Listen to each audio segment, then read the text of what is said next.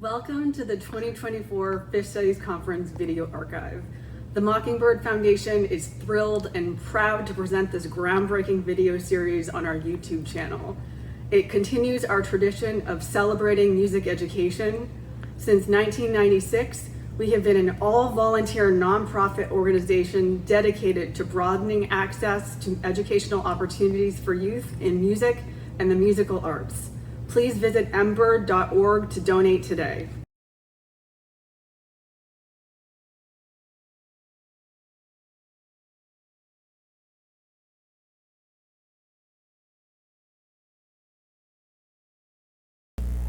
Hello, everyone. We'll go ahead and get started.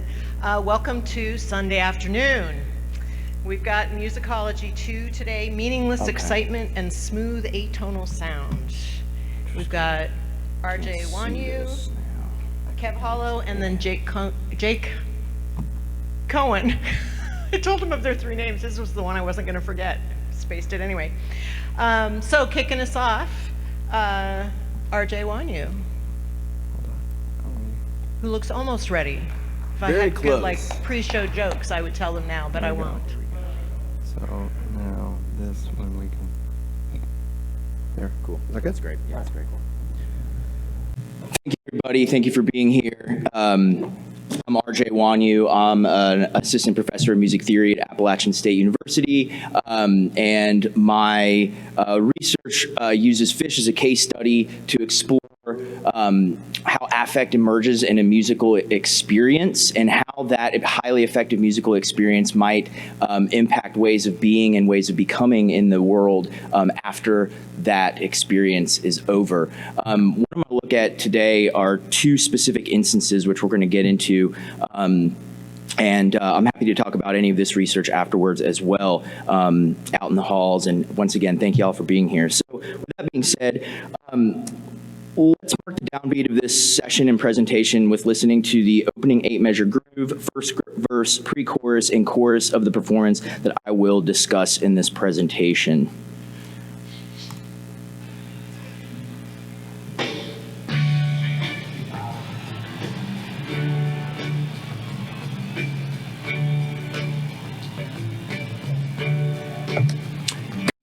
A couple of volume notches.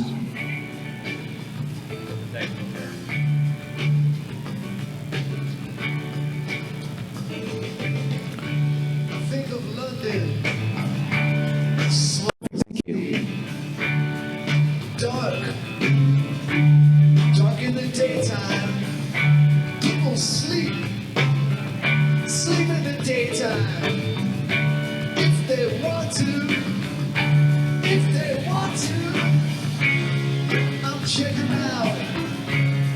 I'm checking them out. I've got it figured out. I've got it figured out. There's some good points, some bad points, but it all works out. I'm just a little freaked out. Find your city, find yourself a city to live in. I will find a city, find myself a city to live in.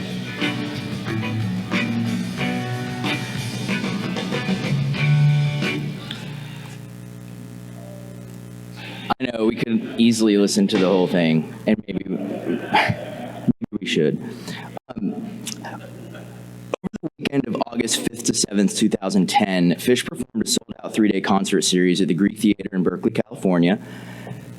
Nestled in the middle of this 3-day run, day 2, song 5 of the first set, the band improvised an extended version of Cities that Phish.net reported as containing a, quote, spellbinding, enchanting groove. Another fan proclaims, I've seen them 81 times, and this might have been the hardest I've danced. So funky, the whole place was grooving. With these accounts and my own experience at Phish shows guiding my inquiry, I ask, what about this musical experience left those 8,500 fans in attendance spellbound, enchanted, and dancing harder than they've danced at 81 shows? How might Phish's live performance generate and sustain affect through a collectively embodied musical experience? This presentation uses a live Phish performance as a case study to propose that a shared, collectively embodied, and sustained affective experience is an affordance of groove during a musical event. I consider how this groove cultivates and sustains a highly effective musical environment that affords complex forms of synchronized engagement via entrainment, cognitive extension, and joint action. I present two instances of collectively embodied sense-making as dynamic, effective, motivational interactions between the band and audience that propel the music forward, generating and sustaining waves of affect along the way. The 4E framework invites new ways to think about how music in a musical environment can work to generate and sustain affect, serving as an alternative or augmentation to the traditional focus on musical expectation, appraisal, and the relationship between form and expressivity. That is, conceiving of groove as an environmental resource that invites our engagement for sense-making, permits consideration of the, what 4E calls its 4 E's, embodied, embedded, enacted, and extended qualities of live music and the musical organism. And doing so invites larger considerations of how music works beyond its immanent qualities. Developed through ongoing dialogue between phenomenology and the cognitive sciences, the enactive approach theorizes that both affect and cognition originate in embodied sense-making activity that simultaneously emerges from and motivates dynamic interactions between an organism and its environment. In other words, affect is generated through our interaction with the lived world and things in it. As an activity, sense-making is intentional and expressive. It is essentially embodied in action. Exchanges with the world are understood to be inherently significant and therefore affective because they are the locus for the creation and appreciation of meaning, or sense-making. As part of the enactive approach, experience is intertwined with being alive and enacting a meaningful world. As such, a live Phish event is a socially interactive experience in which interpersonal coordination affects individual sense-making, which is to say, the presence of being together is going to affect the way that I move my body, the way that I act, the way that I speak, what I say. It's going to have a large effect on my behavior. So as such, a highly effective live Phish event is achieved through participatory sense-making, which describes the way autonomous living systems co-enact meaningful relationships through embodied affective means. Let's get into participatory sense-making just a little bit more. Hanna de Jager and Ezequiel de Paulo define participatory sense-making as the coordination of intentional activity and interaction whereby individual sense-making processes are affected and new domains of social sense-making can be generated that were not available to each individual on her own. In other words, certain highly effective experiences are only achievable through the collective creation and appreciation of meaning. From this perspective, the mere co-presence of the band and fans does not serve as a basic environmental resource for the generation and amplification of affect, like a thing or object. Rather, I argue that the mutual engagement of the band and attending fans cultivates a dynamic musical environment in which high levels of affect are achieved together through concerted participation. When I speak of affordances, I simply mean one's perceived possibilities for action in a given environment. So any object in our environment offers itself for use. For example, this cup offers itself for me to pick it up. It offers itself as a container. This lid has a hole. I could use it for its intended use, which is to drink out of. I could also use it for something else that it's not meant to be used for at all, right? So once again, I simply mean by affordances one's perceived possibilities for action in a given environment, both by the particular structural features of the environment and things in it, that is the physical qualities of a place, including its sound world, as well as the range of sensory motor capacities the perceiver uses to detect and respond to these structural features, which is to say the sense-making actions that the listener performs in the response to the physical qualities of a place. That's just a really complex way of saying when we listen to music, it offers itself for our movement to make sense of it through our bodies. Okay? From this perspective, I will propose that complex forms of synchronized engagement, such as collective entrainment and joint action, are affordances of grooves, musical structure. These affordances of groove are enacted through participatory sense-making in the live music environment. A quick overview of relevant groove scholarship will provide us with a basic definition and understanding to carry into the rest of this presentation. Scholars of groove often delineate two characteristic meanings for the term, the first relating to the immanent musical aspects of a performance. Musicology, for example, defines musical groove as a large-scale, multi-layered pattern that involves both pitch and rhythmic materials and whose repetitions form the basis for either a portion or all of a particular tune. Similarly, music theorist Mark Spicer defines grooves, particularly in a pop rock context, as the tapestry of riffs, usually played by the drums, bass, rhythm guitar, and/or keyboard in some combination that work together to create the distinctive rhythmic and harmonic backdrop which identifies a song. In addition to the imminent musical aspects of groove, Charles Keel, one of the earliest scholars of the subject, emphasizes its social element. Groove exists within a network of participants. Getting into the groove, he writes, describes how a socialized listener anticipates pattern in a style and feelingfully participates by momentarily tracking and appreciating subtleties vis-a-vis overt regularities. Taking this participatory notion of groove and of feel and groove a bit further to include considerations of the mind-body system and musical environment, Maria Wittek, a music researcher in cognition sciences, observes that there are no boundaries between mind, body, and sound, and groove is not just the mutual relationship between the brain and the world, but is a system that emerges in the cooperation of musical structure, body movement, and attention. The dynamic affective motivational system that Wittek is referring to is an affordance of groove. It is sense-making that requires active bodily engagement with the musical structure by the band and audience. In this way, groove is also the way a rhythmic tapestry actually feels. So let's look at the jam, or look at the tune a little bit. So here's a timeline that notes the onset and duration of each major event in this groove and jam, as well as some music theory analysis here that I can save for conversation later. I've highlighted two events with the yellow box that I will discuss as instances of waves of affect generated and sustained by participatory sense-making between the band and audience, also understood in more simpler terms as just band-audience interplay.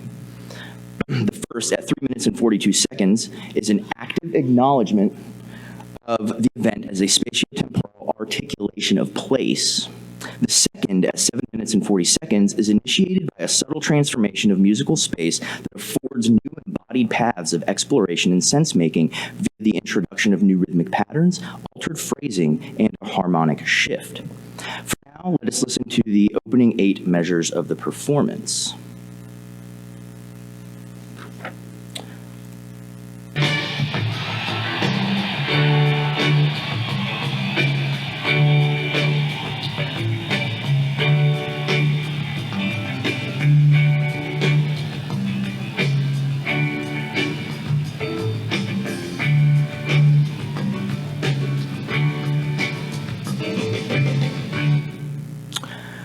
Large-scale, multi-layered patterns are created by a tapestry of interlocking parts performed by the drums, guitar, bass, and keyboard. These patterns are cyclically repeated with expressive variation, providing form and structure to the music. In my transcription, I've highlighted 4 features of this groove that, while there are more, of course, but that together, I believe, define the rhythmic and harmonic backdrop of the music. They are increased rhythmic, or excuse me, they are 1, rhythmic and pitch convergence on the downbeat of each measure. And the downbeat of each measure also has an agogic accent present, which is simply to say it is a durational accent. If you notice that downbeat of every measure, da-na, that's the longest rhythm that we have in every measure. So every measure has this nice, big, long landing to it. 2, divergence and increased rhythmic activity in the piano and bass during beats 3 and 4 that drive to beat 1 of the following measure. And that would be the blue box, or the blue color. 3, defining syncopation in the keyboard on beat 3, which is going to be the keyboard part is just under the guitar. If it's a little bit hard to read, but it's the line on the top staff. And 4, interlocking parts between the bass and piano in the second half of each measure. And those are the orange lines that I'm showing, where like Page is playing, Mike's often not, or where Mike is playing or not playing, Page is. So there's this staggered kind kind of texture going on where we always get this constant 16th note more or less, but someone's dropping out and allowing the other to play. So you have literally kind of a playing off of each other's parts. Beginning at measure 2, there's chromatic motion and of 7 to raised 7 that creates an implied minor then major dominant harmony that resolves to 1 on the downbeat of the following measure. The defining features that I draw your attention to reveal that this groove is made into a unified whole through the combination of individual parts performed by each band member. In this way, the city's groove is a collectively produced sense of time in which the band members play off of each other's parts. The tempo of the groove at 93 beats per minute facilitates a pleasant feeling of being buoyed, lifted, and carried along with the beat, and the economy of pitch, range, and other musical material forges a relationship that quickly becomes familiar as bodily engagement continues. With a grasp of the musical elements of this groove, let us move into an exploration of this groove's social elements and participatory phenomena. Conceptualizing grooves as participatory phenomena presupposes that listeners and musicians are entrained to the music. As a concept that has been developed outside the discipline of music research, entrainment refers specifically to a synchronization of some aspect of our biological activity with regularly occurring events in the environment. I apply music theorist Justin London's use of the term, which he uses to describe mental and or bodily synchronization with periodic musical stimuli, such as a beat or pulse. An affordance of grooves' repetitive qualities is entrainment. So anytime we have this a repeating rhythmic figure, it offers itself for our sense making by entraining to that repetition, right? So in that entrainment of experience of entrainment, the listener can engage the music through embodied sense-making acts such as dancing. So in order to dance to the music, you have to be entrained to the music. It presupposes that you're entrained to be able to move to the music in time. As theorized by Elizabeth Helmuth Margulis in her book, On Repeat, How Music Plays the Mind, entrainment can facilitate successful social interactions and effortless communication, forming a sort of gateway to a sense of social ease. I propose that in complement to successful social interaction and effortless communication, an affordance of this groove is cognitive extension, which reinforces the sense of social ease while generating and sustaining the affective experience. Phenomenologist Joel Kruger has made important contributions to recent work on entrainment, cognitive extension, and its relevance for music and affect. Let's see what he has to say. He proposes that we engage with music because it affords synchronously organizing our reactive behavior and felt responses, and we take pleasure in letting music assume some of the organizational and regulative functions that, in other contexts, normally fall within the scope of our own endogenous capacities. In our context, this groove, as music in a collective act of musicking, creates a musical environment into which the audience can collectively offload some of the regulatory processes involved in their environmental engagement, such as the when, what, and how to act, making sense-making take less effort. In other words, the dancing bodies in the audience are using the cyclical, rhythmic, and harmonic patterns on the metric and phrase levels to guide them into patterned responses that reflect the musical structures of this groove, generating and sustaining waves of affect along the way. I understand these affordances of groove as enacted through joint action, which goes beyond reflections on synchronized movement to include considerations of shared intention, shared attention, and shared representations.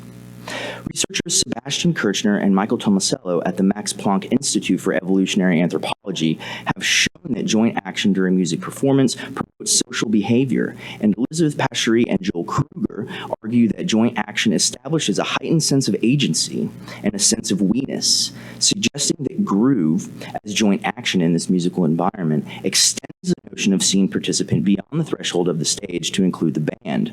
In this way, each band member's repetitive bodily movements, which anchor and communicate the rhythmic part in the musical dialogue, is also a means to heighten musical creation, connection, and expression.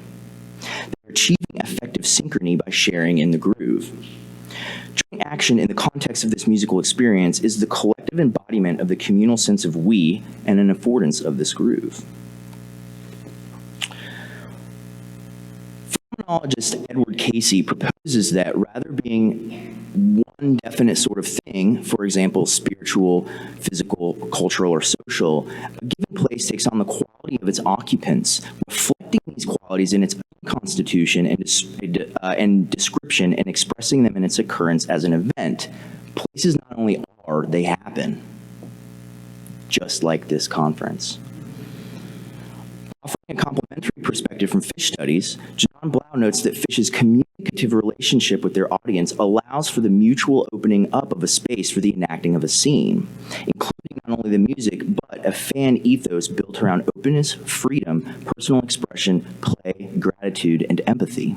Blau summarizes this process of collaborative creation as Phish and their audience being co-situated in the performance moment. Keeping Casey's and Blount's point in mind, and keeping the affordances of groove in mind, which is to say promote social behavior, a heightened sense of agency, and a sense of weakness, as well as entrainment, let us return to the video recording and observe a wave of affect generated by Phish and their audience being co-situated in the performance moment. And this is right at 3:42 here.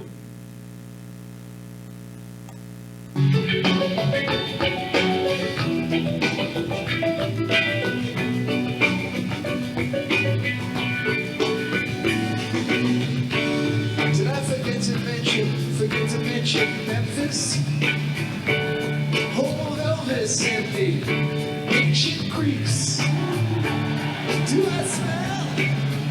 I smell home cooking. Engaged fans' embodied reaction in the form of exuberant cheer and dance to the word Greeks is an active acknowledgement of the event as an articulation of place, as this show is held at the Greek Theater, and underscores dancing as a vehicle for joint action. It is a means of enacting a shared attentional framework that shapes the character and content of this performance. When others' dancing reactions shift at the word Greeks, for instance, I might feel my body compelled to alter my own body movements accordingly, throwing up my hands to join in the gesture with my fellow fans. I bob my head, sway my body, carried along by the groove and movement that is passing through the audience. Thus, I co-inhabit the lived time of the musical piece with others. The interlocking rhythmic patterns and tapestry of riffs and the dancing these patterns afford forge an interactive phenomenon that appears to synchronize the listeners to one body, to one moving mass. This ongoing dynamic of coordination and convergence is a tacit affirmation that I and thou have in this context enacted an experiential we. Moreover, this moment of collective embodiment is a mutual acknowledgement and unique expression of participatory sense-making of place.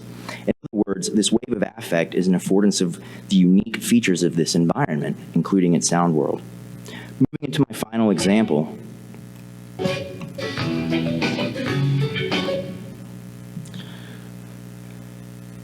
Type 2 jam occurs when the band diverges from the established musical structure through improvised chord progressions, melodies, and/or rhythms. For many fans, myself included, a Type 2 jam is the highest expression of Phish's music.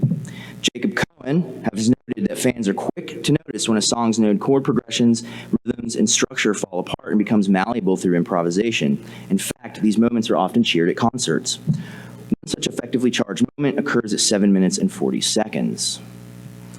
Going back to the timeline, we can see that the onset of Type 2 comes shortly after the audience provides positive feedback at 6 minutes and 48 seconds via a loud cheer that passes through the crowd.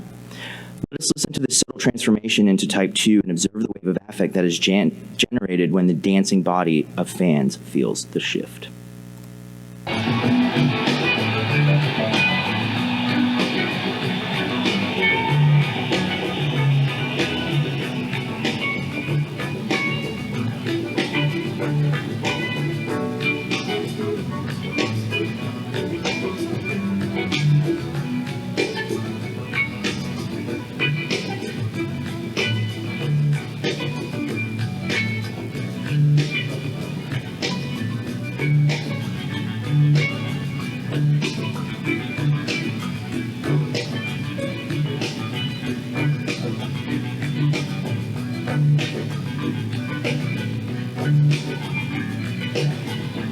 So we've gotten rid of the phrasing at this point. And here's that. Everyone feels this is happening right now.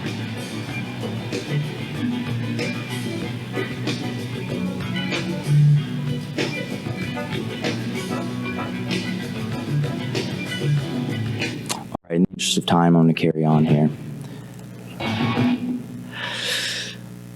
During this transition to type 2, the cyclic harmonic progression that has been maintained from the chorus dissolves to a retained B minor harmony, and the rhythm of each part shifts from a rhythmic and harmonic convergence on beat 1 with an agogic accent to the bass subdividing beat 1 into eighth notes alone with the kick drum. Beat 2 of each measure sees increased rhythmic activity, which is a shift from the divergence and increased rhythmic activity during beats 3 and 4 that drove to the downbeat in the previous example. Now the syncopating rest is shifted from beat 3 to beat 2. The keyboard and bass lines are still interlocking, but in accordance with the shift to beat 2. Additionally, Page's shift to the clavichord adds a new timbre to the dialogue, and Trey is now adding syncopated pitched effects through every measure by use of delay and tremolo pedals. Importantly, these type 2 alterations, including the sustained B minor harmonic space, transforms the sense of 4-measure phrasing into 5-measure units that can be further divided into 2 and 1-measure units. I contend that affordance of these structural transformations is new paths of musical exploration and embodied participatory sense-making. This shift to type 2 is pleasant because it alters the way the groove's musical spaces feel while retaining the quarter note beat. Furthermore, as the feeling of the 4-measure phrase begins to dissolve, and with it the body's response to the cyclical phrasing, a new relationship with the music can be forged. The opportunity for embodied sense-making that comes with the onset and execution of type 2 jams establishes new affective spaces that are shared and explored by dancing bodies. This musical space is also explored with the band as they improvise, generating and sustaining new waves of affect along the way and reinforcing a sense of we-ness. These fans are feelingfully participating in this groove by momentarily tracking and appreciating subtleties vis-a-vis overt regularities, as Stephen Keel might say. I propose that feedback in the form of exuberant cheer is an example of band-audience interplay during a groove that encourages the band to explore new musical spaces, such as type 2 jams. Taking this notion of feedback and band-audience interplay one step farther, we can understand that the crowd response that occurs at 7 minutes and 40 seconds as a wave of affect that sustains the groove by encouraging the band to forge on into unexplored musical territory for an additional 3.5 minutes.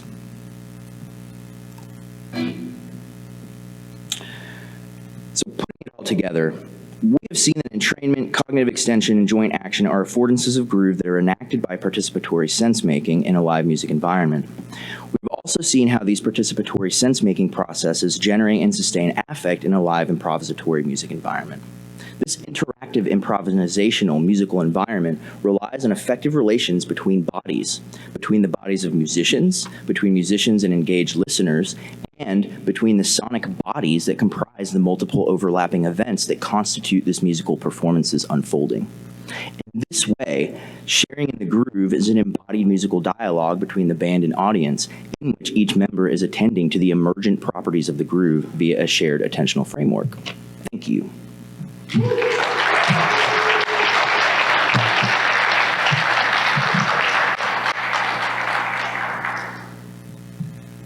Great, thank you, Kev. We have a couple of minutes for questions before RJ goes ahead. I mean, Kev goes ahead, sorry. Anybody have questions for RJ? We planned that.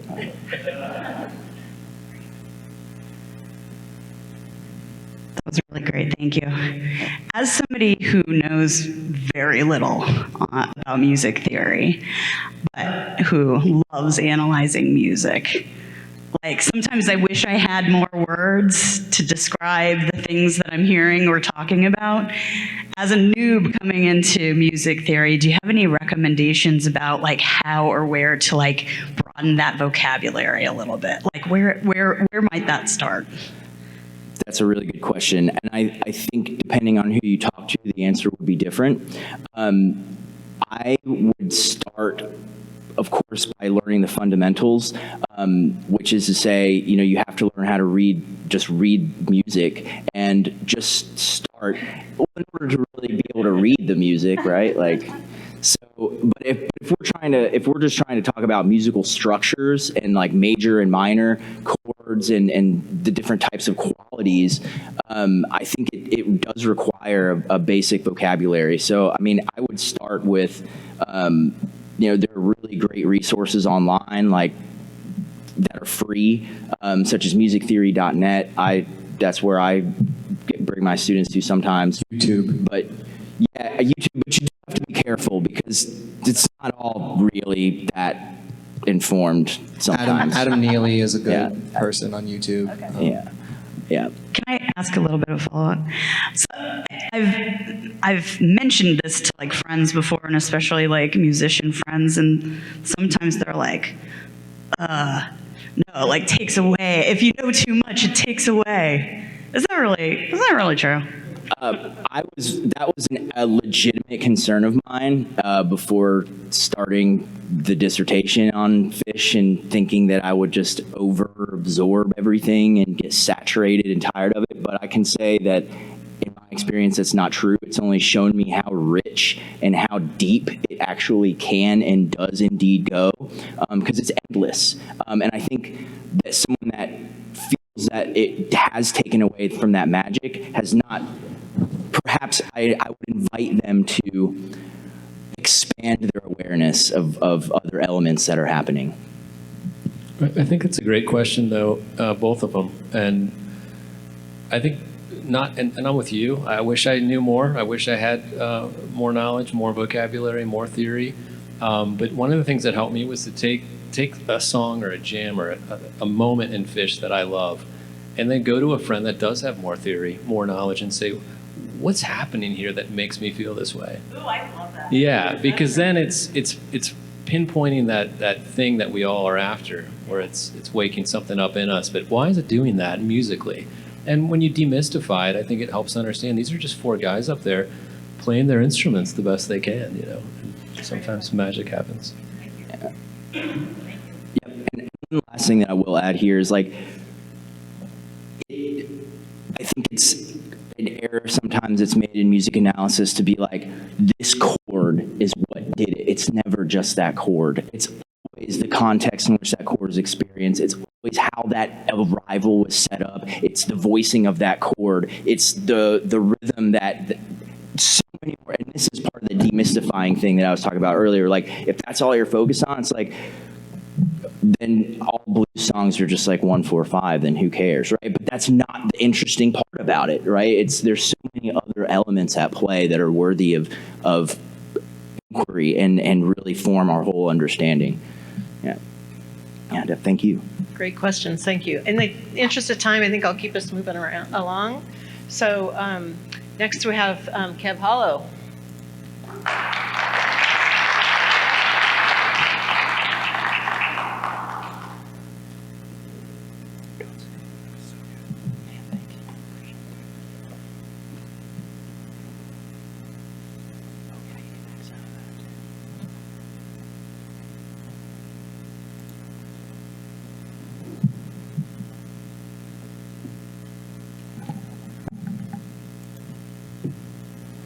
All right. Hey. Thanks so much. I could spend 5 minutes on the thank yous alone to Stephanie and the committee for organizing this amazing conference and inviting us all to spend the weekend together doing what we love and talking about this band that we love. So huge thank you, and to be here is a privilege and an honor. So my name's Kev Hollo. Before we get started, we're going to play a game because, I want to keep this engaging and fun if we can. So as it says, name that tune. I'm going to play a couple snippets of audio, and I just want you to yell it out if you know this song. All you got to do is name the Phish song. This is so easy. Let's go.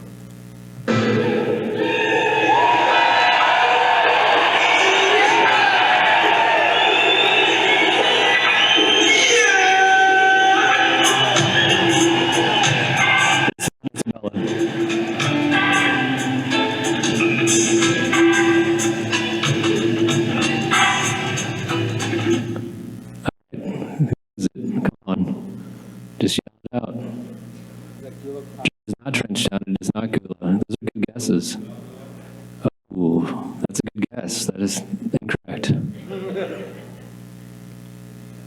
It is not Boogie On. What we're looking for is this. Okay, come on, people. This is easy. Let's keep moving.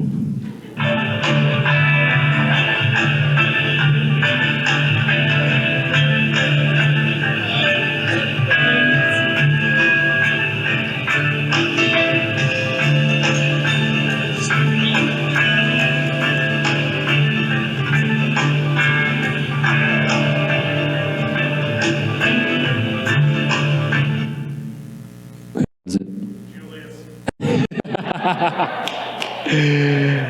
That'd be awesome. Large is our winner.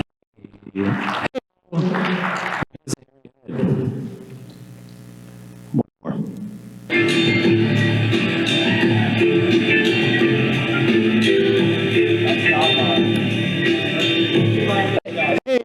We should allow the panel to weigh in. Yes, Jake is correct. This is the theme from the bottom.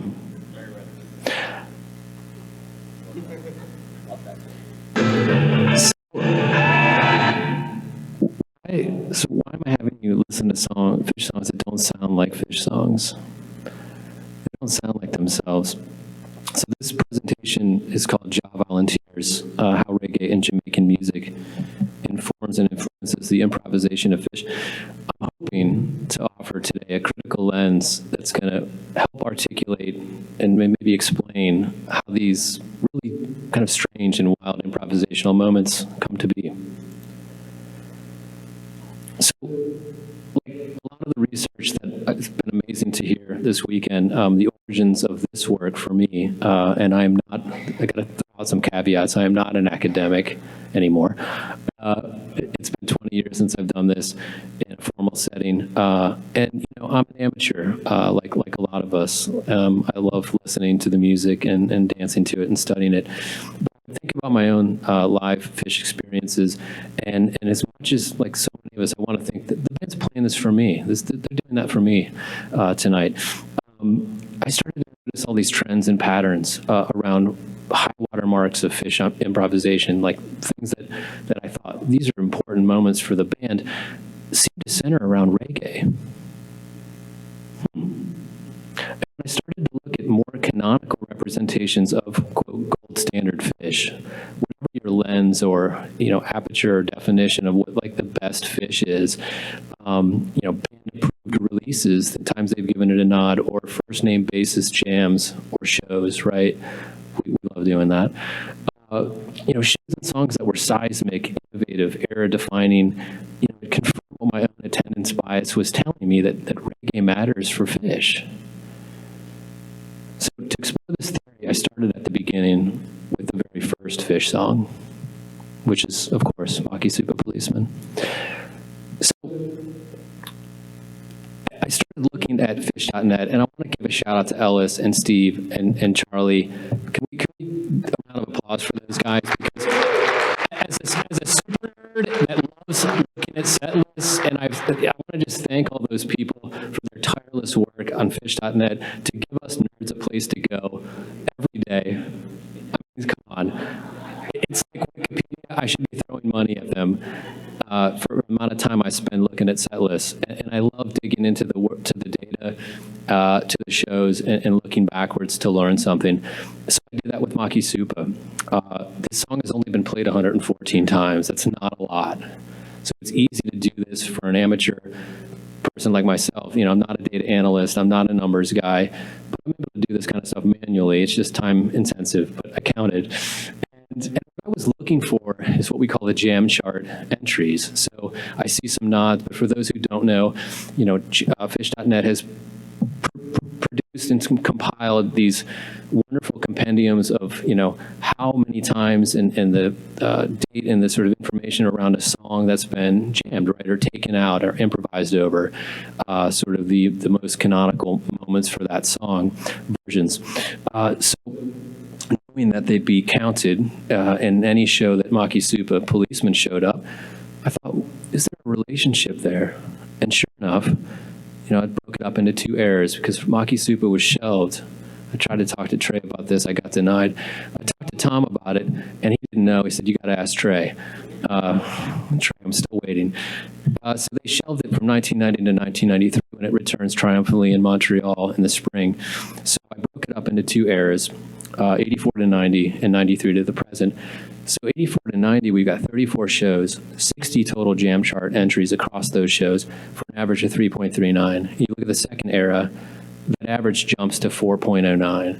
So for reference, just looking at all of 1.0, from 84 to 2000, 1,204 shows, the average is 2.38. Huh. That's kind of interesting. And so when we broaden the lens a little bit, just looking at notable shows with Maki Supa, and again, we're just focused on Maki Supa Policeman, the only Phish reggae song, Phish original, that's reggae, but it's probably the most well-known, and there's not many of those. But, these are shows, again, that first name basis, or times that the band gave it a nod, released the audio officially or video. Mike has written about certain shows in his journal. Hey, this was like the best night of the tour for me. So, Mirat Jin, Bomb Factory Tweezer, Return of Shaggy Dog, the first live Phish series, first live Phish release in the series, the first letter gag from the Keel Center in '96, which predates all of the Dick's shows with that gag. The Prague Ghost, which people look at that as the, not me, but people look at that as the best ghost. That Cole Center melt, which I do think is one of the best of all time, and what's in that first, or what kicks off that show early on is Maki Supa. Where did it appear in the Baker's Dozen on the jam-filled night? I think all of those markers are indicative of the role that reggae starts to play for Phish over the years. So I think it's fair to say that Ja is good. And we got to call out that again, Phish isn't really known for reggae. So I think ever since, for me, like I just talked about this with Brian in the Winnebago 11/30/95, which was a really seminal moment for me early in my Phish career, with that Maki Supa kind of thrusting me into some kind of wormhole that I'm not sure I've ever emerged from. It's important to call out, like Phish isn't known for reggae, and yet this work is showing me, and hopefully showing you, that something's at work here in terms of, the importance that this genre plays for them in improvising. So what are we going to talk about? Reggae, more than any other musical genre for me, and for this research, amplifies and catalyzes Phish's improvisation and ultimately helps them achieve their goal collectively of ego death and what I call God consciousness. How are we going to get there? I'm going to look at genre as language, and the power of speaking in a strange tongue. Very briefly, I wish I had more time, but the origins of reggae as a spiritual music. It's important to this whole idea. Phish's devotion to the sacred and spiritual ceremony. And finally, really quickly, we'll go over a couple Ja equations. These are just simple formulas I came up with that we can use when applying to set lists, looking backwards in historical analysis to sort of see the work that reggae might be doing for the band. So really quickly, we got to distill the Phish ethos. This is hard to do. They mean a lot of things to a lot of people, depending who you ask. So for the purposes of this research, I just want to break it down to two things. One is what I'm calling genre adoption. Now, this is a neologism. We love doing that when I was in grad school. And so I just coined this. It's genre adoption, the exploration of a musical language, not one's own. The second is that, again, devotion to the sacred, this kind of commitment to ego death, euphoria, God consciousness that's going to come at those high watermarks, those highest caliber moments of group improvisation. So first, looking at genre adoption, we've all been there. You meet somebody new, or God forbid a family member asks, it's innocent, what kind of music do they play? This is a recipe for a long, boring conversation, and it's painful for everyone involved. But let's agree that the wildly hard to pin down or describe Phish is an American rock band. This is on Wikipedia, so it has to be true. Right? So following that logic, let's assume rock and roll as their primary or native musical language. So Phish's commitment to genre adoption gets really, really evident really fast, right? So you've got Trey writing songs, composing early on, pulling from classical, jazz, raised in the theater world, so that stuff starts to come out in this kind of nursery rhyme style. The early records fully realized, I think, on Picture of Nectar. It's the cover scene here, which critics have a field day with, and I remember the reviews in People magazine. When the reason my mom got it, I was like, they don't like this album. They get bad reviews.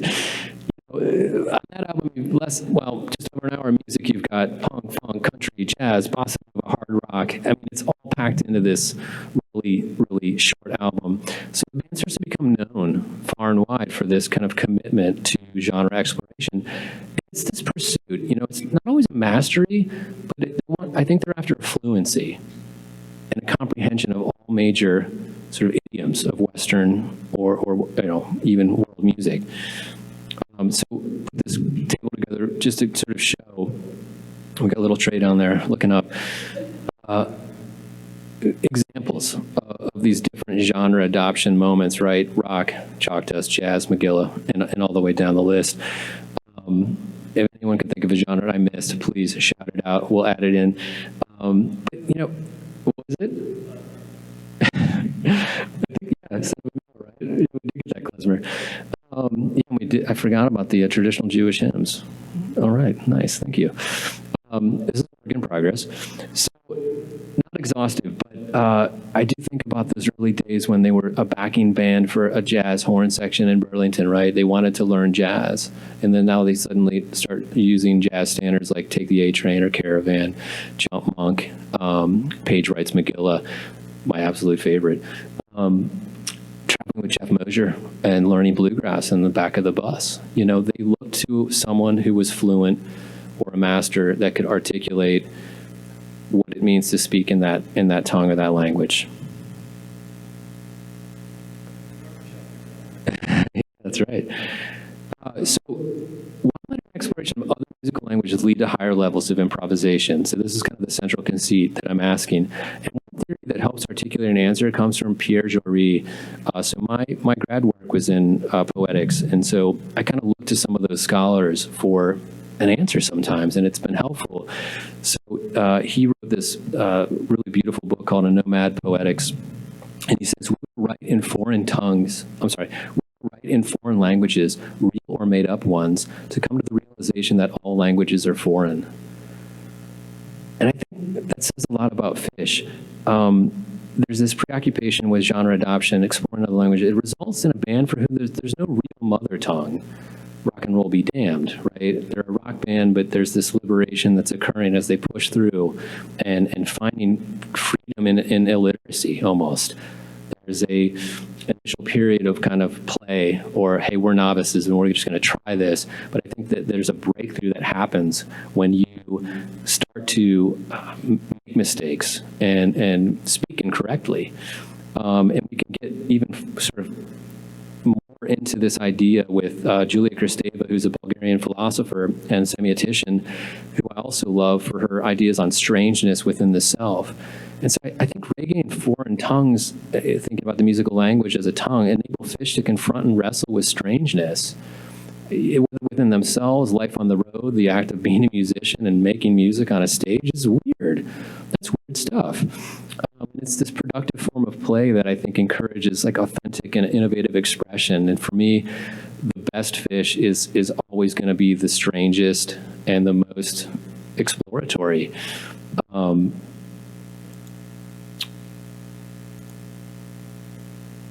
Something that Kristeva says that I love, she pops up. So, lacking the reins of the maternal tongue, the foreigner who learns a new language is capable of the most unforeseen audacities when using it. Intellectual daring and obscenities as well. Initiation into new abstract fields takes place with unprecedented ease. Nevertheless, the foreign language remains an artificial one, like algebra or musical notations, and it requires the mastery of a genius or an artist to create within it something other than artificial redundancies. It's from Strangers to Ourselves. So what happens when one of these new languages is inherently spiritual, and that those utterances start to grow more sacred. I think you get music for spiritual work, which is a quote I love. I'm going to talk just quickly about Jamaican music ecology. I could spend an hour on this alone. For an island the size of Manhattan that's in the middle of the Caribbean, they have produced the most fascinating ocean of work. And it's the richest tradition that I know of, and I love it to death. So you've got this incredibly rich musical history, given its size and relative isolation. I'll just paint the broadest picture, starting with some traditional mento, like a folk idiom, and you've got the African traditions like the rumba box and the mbira. So coming out of that, you've got the transistor radio introducing American styles like R&B, jazz, some early rock and roll, and from that you get ska, and ska becomes kind of the first really official Jamaican popular style. People want to dance, and they slow it down, and they want it to be a little more syncopated, a little more articulated with guitar leads and more sophistication. And so, the Scatolites and some of those early ska bands start to evolve into Desmond Decker that we see here, or Slim Smith, and we get the rocksteady. So they're a subgroup of the rocksteady stuff. You get harmony groups or vocal groups like the Ethiopians, Toots and the Maytals, and the Mighty Diamonds, who we'll come back to. You know where that's going. We've got reggae, Bob Marley, the biggest figure, of course. But within that, the roots movement, more focused on the Rasta faith, people like Burning Spear, Lovers Rock, like Gregory Isaacs there. And of course, Lee Scratch Perry with the dub experiments, using the studio as an instrument, and eventually into the more digital versions of reggae in the 80s and 90s with dancehall. So, coming back to the harmony groups, we've got the Mighty Diamonds, who gave us the 1976 cut Have Mercy. Now, Phish has played Have Mercy not many times, but every time it is played, almost every time, certainly as it returns in the 90s, and I've listed some here, you get these incredible improvisational moments every single time. 593, Incredibly Wild Bowie, segue to Have Mercy. On the end of the show, you get this Amazing Grace jam. 1493, possibly the best antelope of all time. Moving through multiple songs, multiple segues. The Disease from 94, Oswego, Cayutica, a themed show in which coyote sort of featured throughout. I want to play a snippet from, I think it's 1493. Man was made to suffer. Woman was made to feel the pain. Stay by our side and guide us. We pray, Jah, give us all of your blessings and help us. We pray, Jah.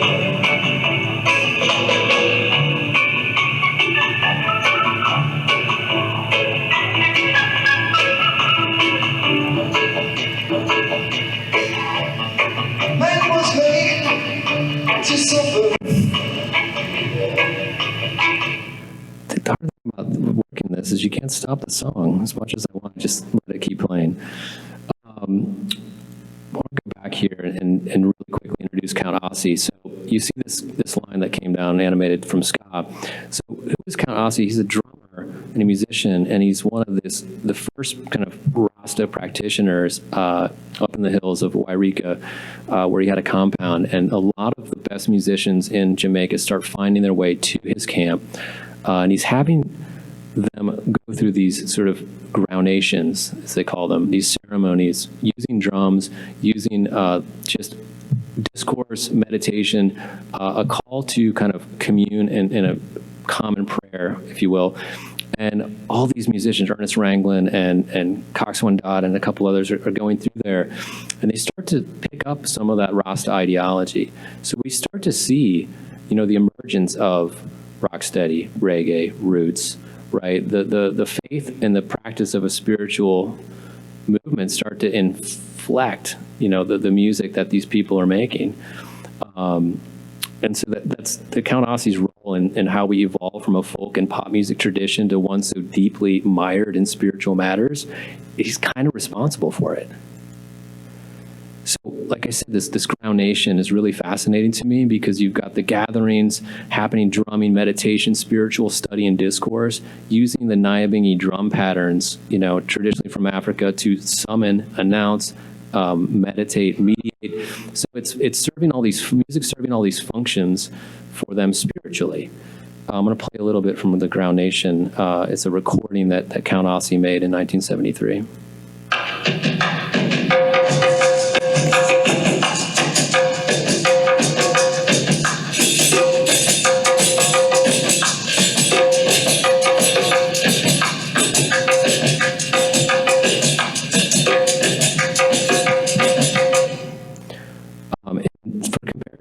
I've got two versions of Aki Supa Policeman, one old and one less old.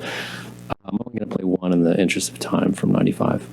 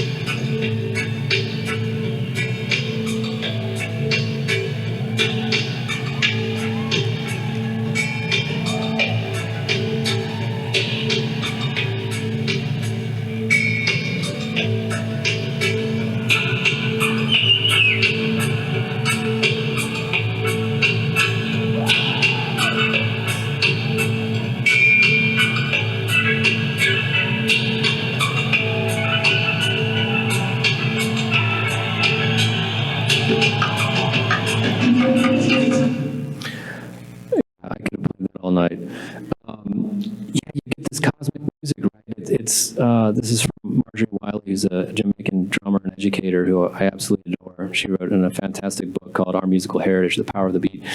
Let's see this description of a Crown Nation with the drums that we just heard an example of from Count Ossie. The constant repetition of small units of rhythm and dance often leads to auto-hypnosis, along with an experience of an altered state of consciousness or possession of the faithful by ancestral spirits or gods.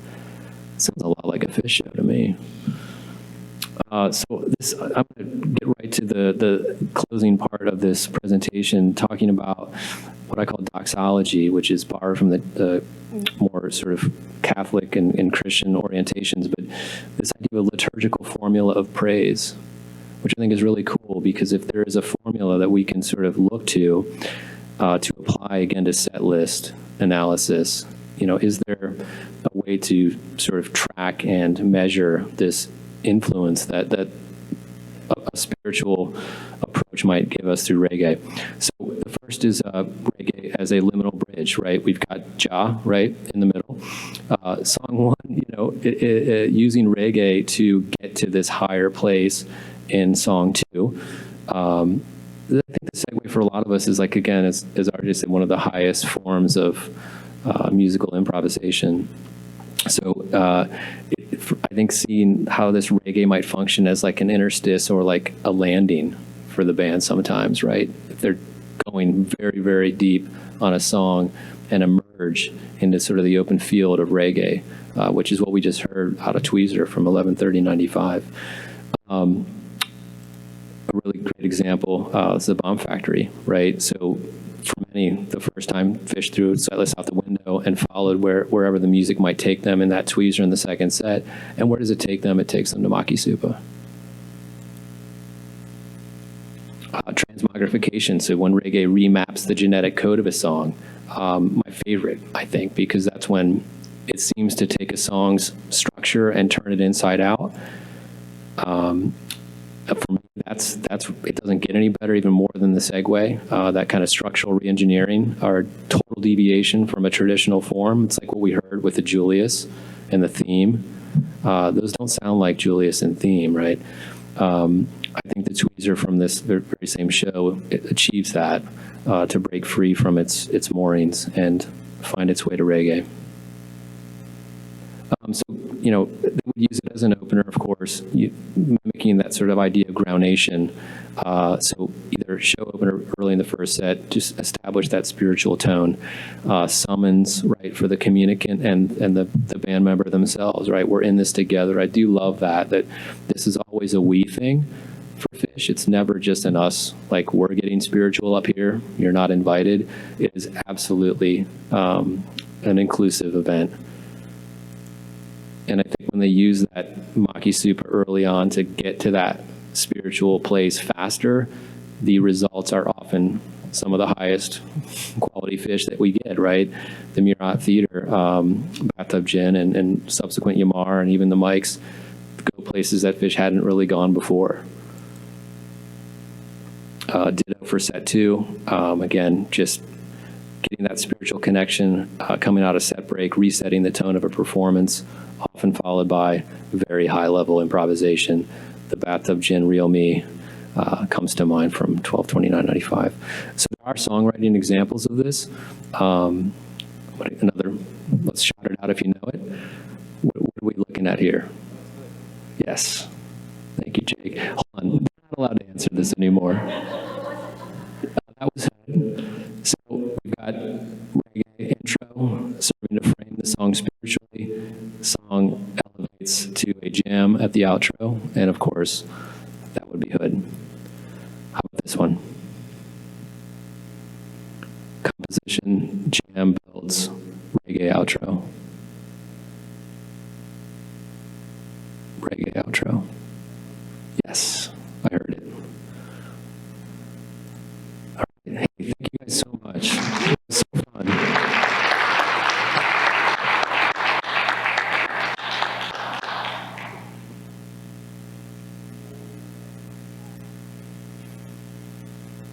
Okay, we're over time, but let's get a question, at least one question in. Anybody have a question?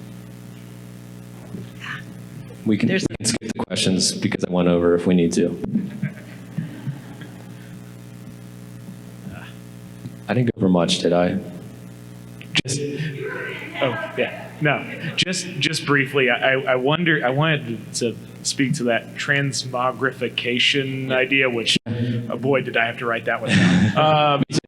I wonder if part of it is like, since it's turning a standard expected jam on its head, I wonder if that's in part related to reggae's natural sort of tendency to have the guitar be, and Trey by extension, be more of a rhythmic player and let the other members lead, whereas a jam tends to not do that, at least in your standard Julius, right? Yeah, that's a great point, and I think a fair one. And the simplicity sometimes of reggae, which is misleading because as anyone that tries to play it knows, especially the drums, it's incredibly hard to play well.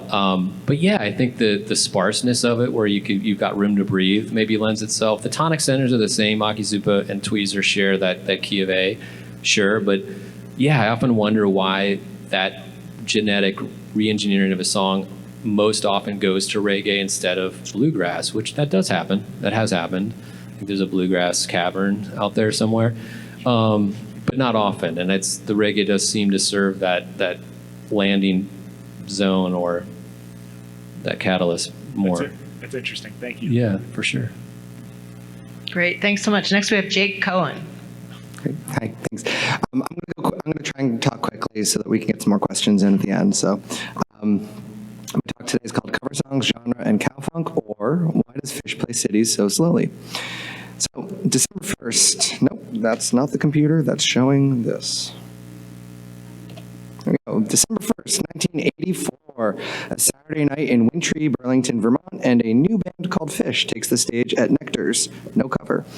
The set, however, consisted mostly of covers because a band that had been together for only a few months only had a handful of originals, noted here in yellow. The covers of that first Nectar show were telling about the band, their musical influences, and their audience. The Grateful Dead are overrepresented with 4 songs, plus a 60s R&B tune that was part of the Dead's repertoire. The other covers read like a who's who of classic rock radio: Lou Reed, Rolling Stones, Jimi Hendrix, the Allman Brothers Band. other than the novelty Spanish Flea, which is just used to introduce the band, there's only one other song that is neither an original, nor a Dead cover, nor a classic rock cover. The 1979 Talking Heads song Cities from their third LP, Fear of Music. In a recent podcast, Trey explained the centrality of the Talking Heads to those earliest Phish gigs, stating, quote, every 18-year-old is going to play the band that played in the gym. That's how you start. He's referencing both the Grateful Dead's and the Talking Heads' 1983 appearances at UVM's Patrick Field House Gymnasium. He continues, the work of starting to find your voice as an original artist begins then, referencing the early covers that a musician plays. Yet there's one other major difference between Cities and all the other covers that Phish played at their first Nectar's gig. Every other cover song was a faithful reproduction of the original. Here's a live version of the Talking Heads playing Cities from that same 1983 fall tour, which was the Stop Making Sense tour. I'm checking them out. I've got it figured out. I got it figured out. We got good points, some bad points. It all works out. You know I'm a little freaked out. I find a city, find myself a city to live in. And here's Phish's version from 12/1/84 at Nectar's.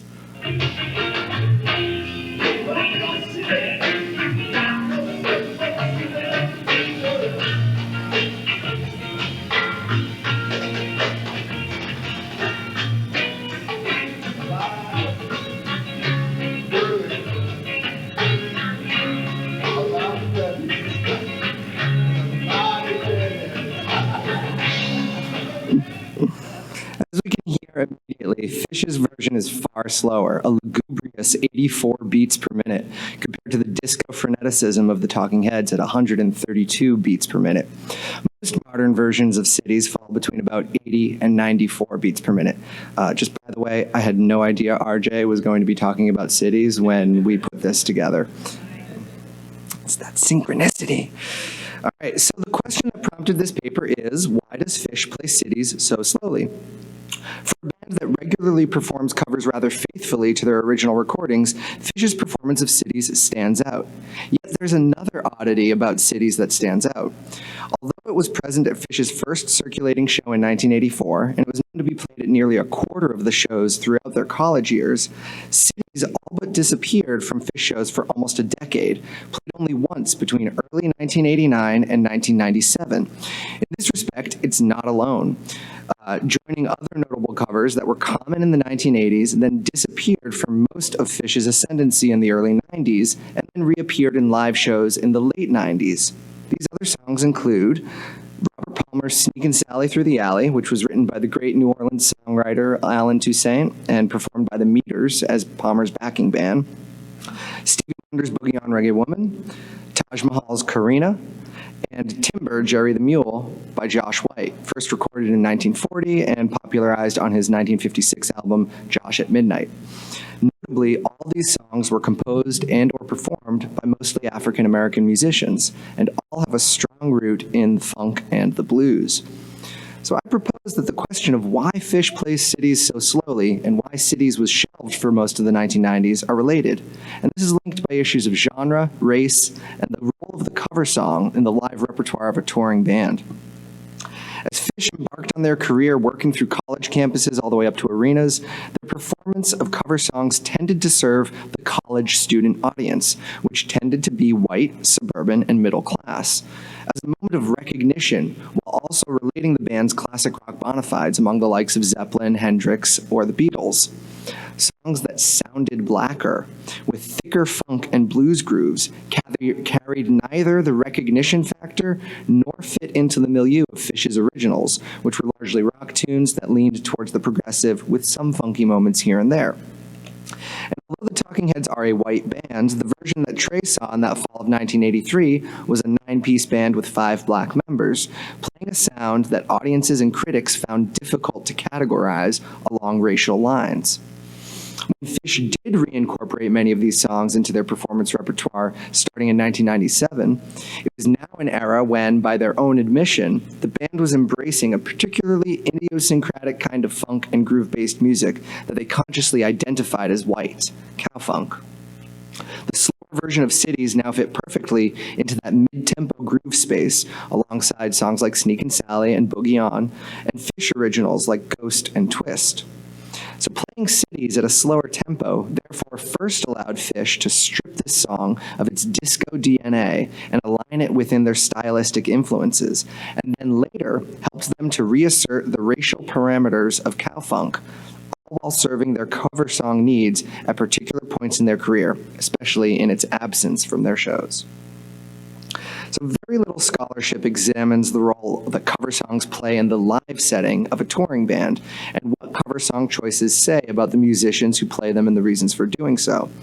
And this is important with Phish because other than the addition of lyrics to the Dizzy Gillespie jazz tune Manteca, Phish has never released a studio recording of a cover song. Covers exist entirely within Phish's world as a live performed phenomenon. To fill that gap, we might hypothesize a few reasons why touring musicians choose the cover songs that they do. And here we can invoke some of the archetypes identified by scholar George Plasketis with regard to recorded covers as well. A most basic cover archetype is the cover song as homage. Bands cover the songs that inspire them and that they love. Related to this might be the cover song as self-teaching or apprenticeship, learning how to play as a band or compose music by internalizing and playing the music of others. Tree notes both of these archetypes in his statement about playing the music of the Dead and the Talking Heads. The presence of a Talking Heads cover in Phish's early set lists speaks to the centrality of that band's influence on Phish, as well as their role in teaching the band, and especially Trey, how to play.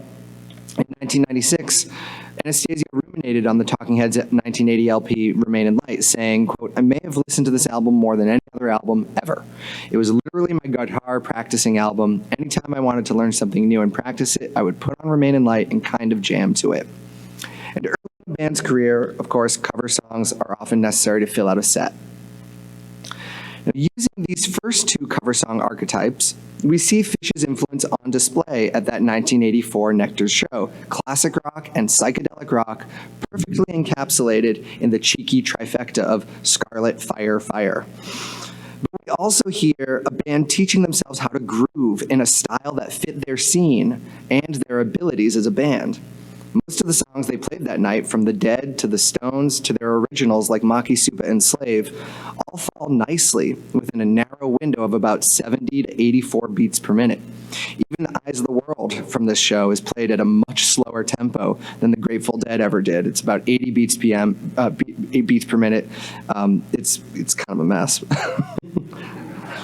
It's clear that this was not only the kind of groove that Phish was comfortable playing at their time in the progression as a band, but it was also the kind of groove that fit within the social aesthetic of their scene of Vermont rockers and hippies.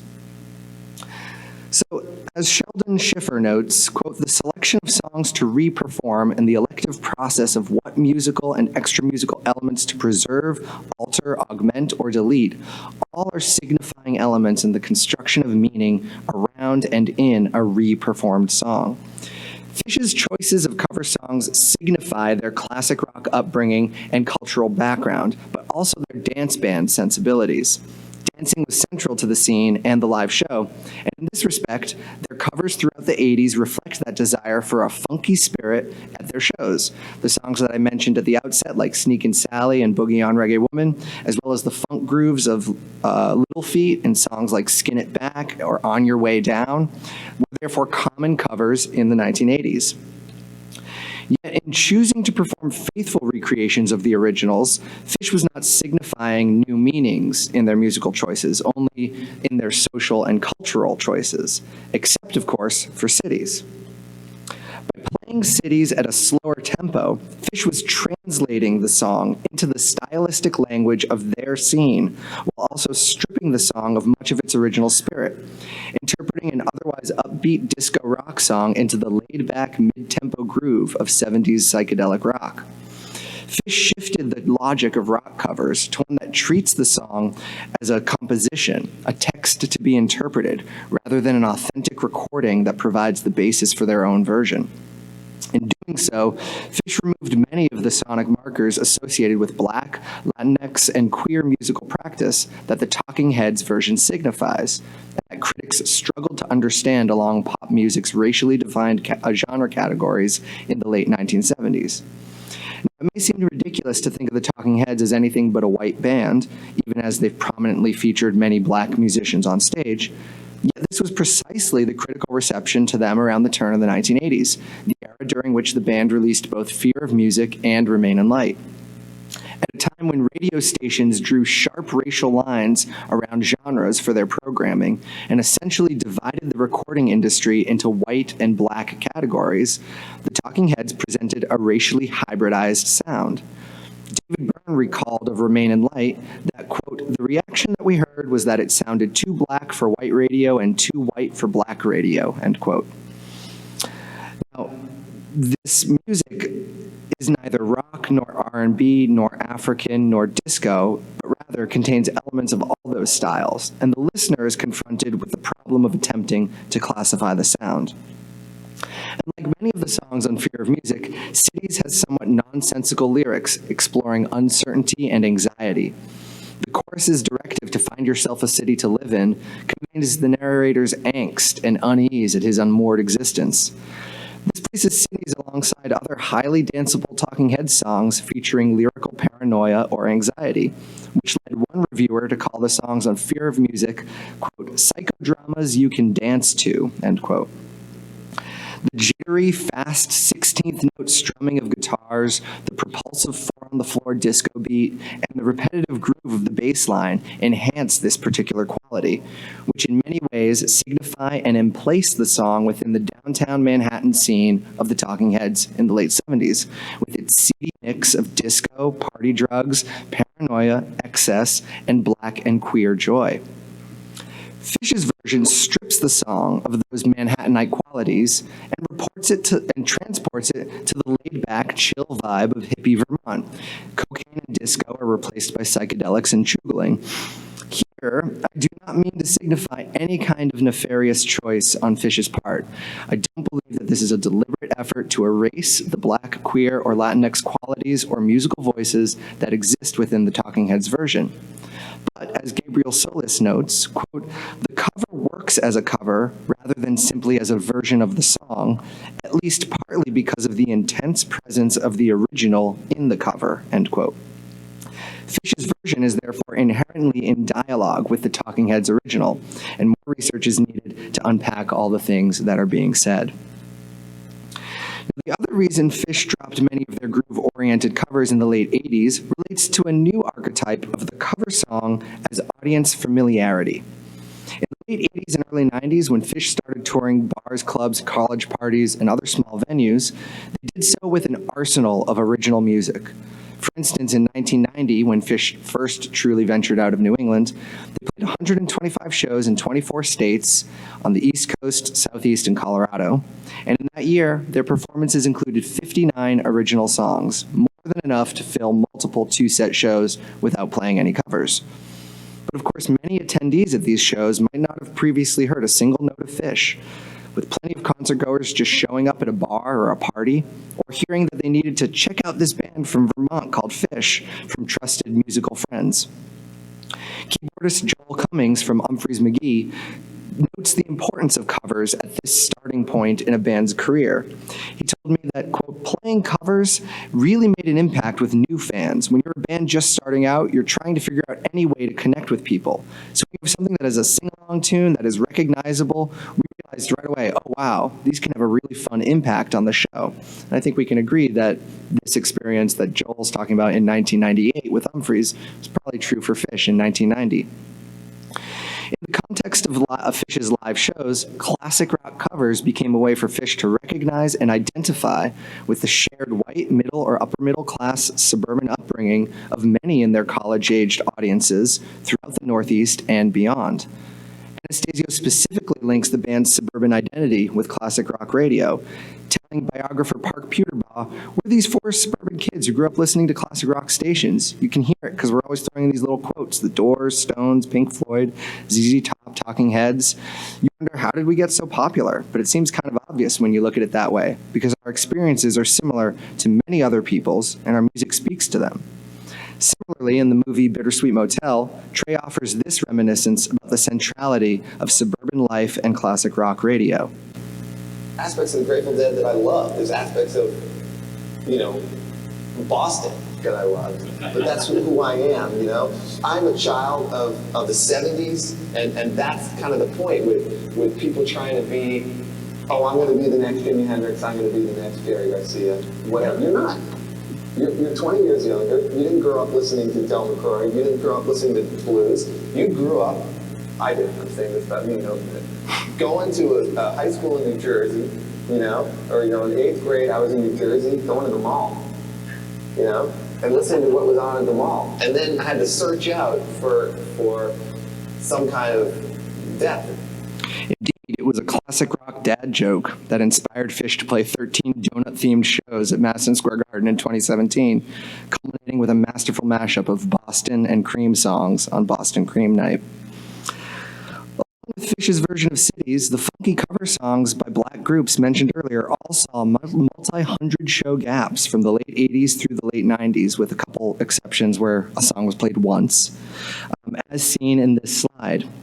White groups who played funky music in a similar style also disappeared, such as Little Feat and arguably Cities. During this same time period, some covers from the classic rock canon remained regular parts of the live repertoire. Between 1990 and 1995, roughly the years of Phish's transition from clubs and bars to arenas, Phish played faithful reproductions of Led Zeppelin's Good Time, Bad Times 104 times, Jimi Hendrix's Fire 61 times, and AC/DC's Highway to Hell 58 times, along with numerous others. The percentage at the top is the percentage of total shows between 90 and 95. At least one of those 3 highly recognizable classic rock songs was played at 30% of all shows in those 6 years. Interestingly, the genre that Phish covered the most was not classic rock, but bluegrass. I don't think it's a stretch to say that in terms of dancing at Phish shows, their mid-tempo funk grooves got replaced by frenetic, fast-tempo bluegrass stomps. I think it's notable that Phish chose to stop covering funk music because scholars and musicians have noted the essential black aesthetics of funk as a musical style. Tony Bolden observes that funk's origins in the 60s and 70s were tangled up with African-American civil rights causes, noting that, quote, the Black Power movement provided music of the impetus for funk, end quote. Yet Bolden is quick to note that funk is not anti-white, and that many of funk's original practitioners were white, from members of Sly and the Family Stone to Dennis Coffey, who was the guitarist of Motown's session band known as the Funk Brothers. Indeed, this birth out of radical black politics while rejecting some of its ideology is a repetitive groove in the history of funk music. George Clinton told an interviewer in 1978, the whole black-white thing, it's all bullshit, put out as propaganda to keep the people away from each other. Yet Clinton was one of the most visible expressions of Afrofuturism, the black utopian ideology that emphasized a rejection of white patriarchal privilege and power. Ultimately, Bolden concludes that, quote, the funk spirit operates as a distinctive form of black vernacular epistemology, end quote. And he notes how spiritual corporeality of funk music is a central component of African-American musical ways of being, from gospel to swing to jazz. Now, Phish consciously recognizes this racialized aspect of funk music in their own reflections on the style and the way it began to re-infuse their entire musical world starting in late 96 and 97. In Richard Gere's excellent collection of interviews from that era, edited into the Phish book, Trey infamously stated that, quote, good funk, real funk is not played by 4 white guys from Vermont. If anything, you could call what we're doing cow funk or something. Perhaps he felt that he could not fully access this essentially black way of knowing. Mike noted that they asked Latin percussionist Carl Perazzo, quote, to dissect some of our more troubled grooves, like Funky Bitch, end quote. The implication is that Phish needed a player with direct experience of Afro-Caribbean and Latin grooves to help them untangle the nagging whiteness of their rendition of a blues tune by Sans Seals. In the film Bittersweet Motel, upon exiting the stage of The Great Went after a laid-back and groovy set, Trey offered this exchange with his bandmates. I almost felt for a little teeny bit like what somebody in James Brown on a bad night, like on a really bad James Brown night. That was so funny. It was almost as good as James Brown on his worst night. That was so funny. It was almost as good as James Brown. We see him making the joke first and then retelling the joke to Gordon. Yeah. Cities came back into Phish's rotation on March 1st, 1997 in Hamburg, Germany. This show in particular featured the debut of Gordon's new modulus bass, an instrument that allowed his bass lines to feature more prominently in the overall texture of Phish's sound. It's significant then that Phish chose to bust out Cities to open their 3/1/97 Hamburg show. The song literally heralded a new direction in Phish's sound. Equally of note is that at this point in Phish's career, they no longer needed to drop recognizable musical Easter eggs for their audience, and indeed the number of recognizable teases and quotes decreased. By 1997, fans knew Phish's music well, and they were selling out arenas and 60,000 person festivals. Armed with what they felt was a deeper understanding of black funk practice, thanks to their devotional listening and practicing of James Brown's music, as well as songs like Ghost that were specifically built on homemade funk grooves, Phish could now revive many of those songs that had formed the basis of their laid-back, danceable repertoire in the 80s, reinterpreted for the band Phish had become in 1997. In many cases, it was the ease with which these older cover songs now matched Phish's style on originals like Wolfman's Brother and Ghost that allowed them to seamlessly reintegrate into the Phish live set.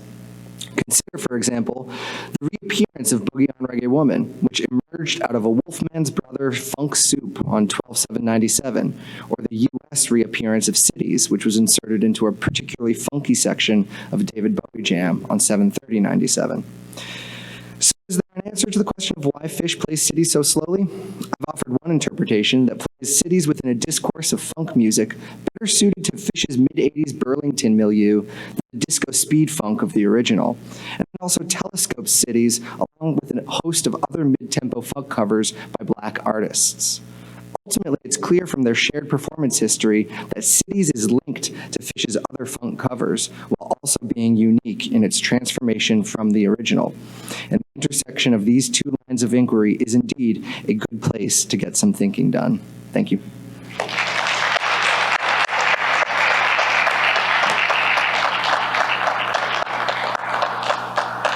Great, thanks so much, Jake. Do we have any questions for Jake?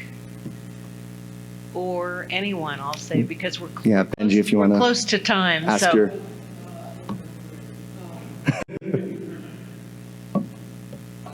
It had something to do with Drift While You Were Sleeping, the reggae. So, you know, with the spirituality of reggae, as you were talking about, the reggae section in Drift While You Were Sleeping, do you think that that informs the spirituality of the song at all, or there's any type of correlation?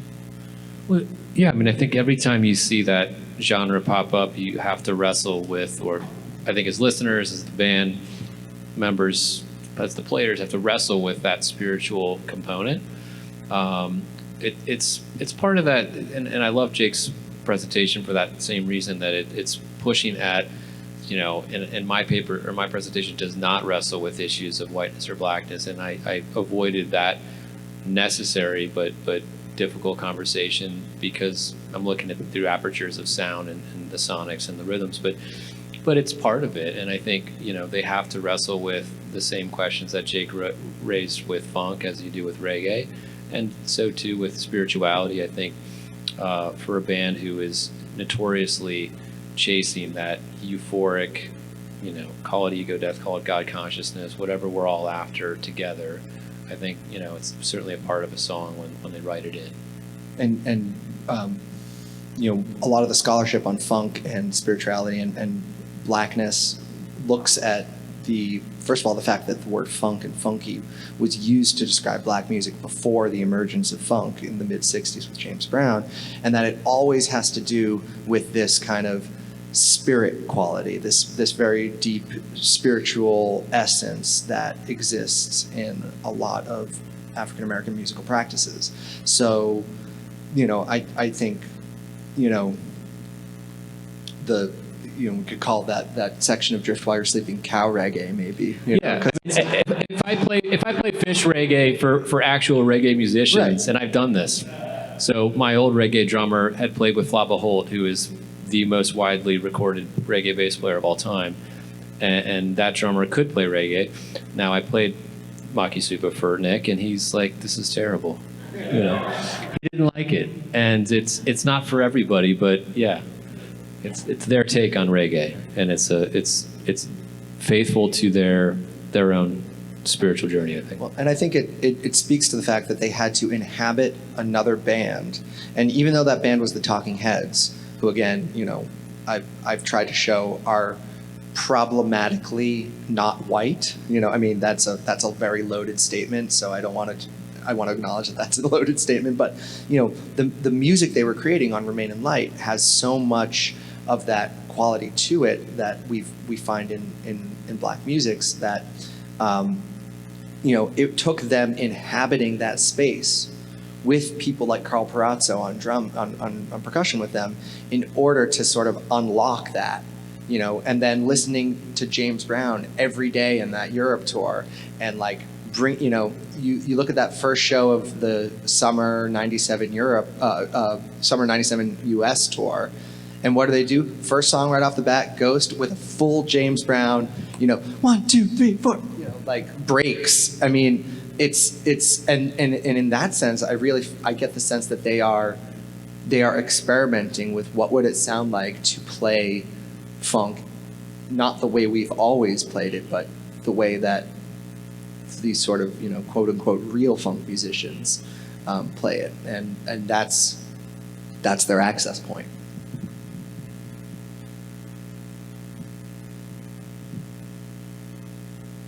I just love that these three papers were together. So good. It's so funny. So Jacob, I had a quick question. Do you think that etymologically, cowfunk comes from it being a mix of black and white music, and that's kind of how they derive that, and you can apply that to those subgenres like cow reggae, like you were talking about? I think that's a great question because cows are, as many people know, both white and black. I never thought about that. I would say they are white with black spots on them, right? Exactly. I think that it has more to do with the Vermontness and the fact that Vermont is a 90% white state in the population. Ben and Jerry's cow is on the label. So I think it has more to do with because when he made that statement, calling it cowfunk for the first time, it was he was saying it's for, you know, good funk, real funk is not played by 4 white guys from Vermont. So I think it's the Vermontness, but I do think, and which is also tied up in race, but right, and rural versus urban, absolutely, which also is telescoped into questions of race. Yeah. And I think there's like a serious versus play dichotomy too, right? So the Maki Supa entree that a lot of us take is like, hey, that's that fun jokey song with like the keyword that's kind of making fun of us, but maybe a nod to what. And so I love that because that's the Phish take. It's like it's sacred, but it's play. Yeah. It's sacred play, right? There is an element of humor to it, which to me was so important as a young person because it showed me that I can pray and I can meditate and I can laugh. You know, I can do both at the same time, or I can pray by dancing. Like this idea of sacred play, which I think is at work with both the funk and the reggae. Thank you.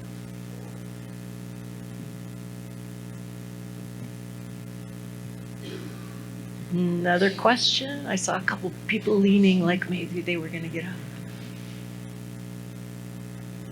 Do you guys have any questions for each other? I could do this all day. I could listen to it all day. Can we just stay here? Yeah. No, thank you so much. Thank you so much. Thank you.